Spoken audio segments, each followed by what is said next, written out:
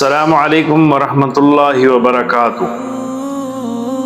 تمام چاہنے والوں کو میری طرف سے عید الاضحیٰ مبارک ہو۔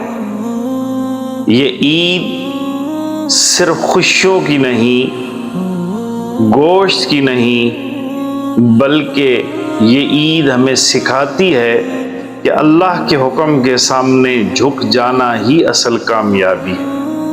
یہ قربانی صرف جانور کی نہیں، بلکہ اپنی خواہشات، اپنی انا اور اپنے گناہوں کی قربانی کا پیغام بھی ہے۔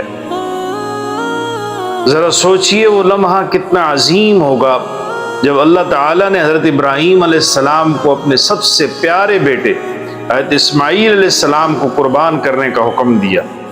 ایک باپ جس نے بڑھاپے میں بیٹا پایا اور ایک بیٹا جو اللہ کے حکم کے سامنے جھک گیا۔ قرآن بھی ہمیں بتاتا ہے کہ حضرت اسماعیل علیہ السلام نے کہا، ابا جان آپ کو جو حکم ملا ہے اسے پورا کیجیے۔ یہ صرف ایک واقعہ نہیں ہے، یہ قیامت تک آنے والوں کے لیے سبق ہے کہ جب اللہ کا حکم آئے تو پھر اپنی جانوں کو پیچھے چھوڑ دو۔ آج ہم جانور تو قربان کرتے ہیں، لیکن ہم نے کبھی اپنے غرور کو قربان کیا ہے؟ کیا ہم نے اپنی نفرت کو قربان کیا ہے؟ اپنے گناہ قربان کیے ہیں؟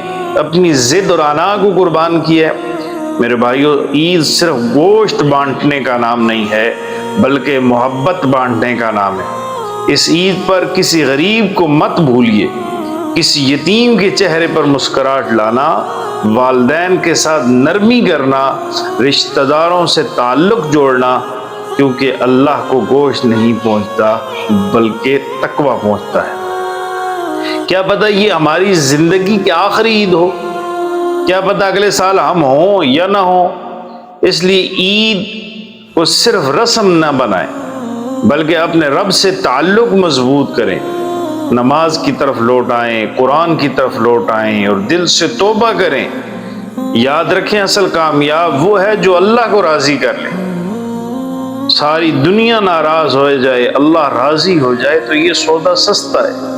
اللہ تعالیٰ ہم سب کو قربانی قبول فرمائے، دلوں میں ایمان اور زندگی میں برکت عطا فرمائے، ہمارے گھروں میں محبت پیدا فرمائے۔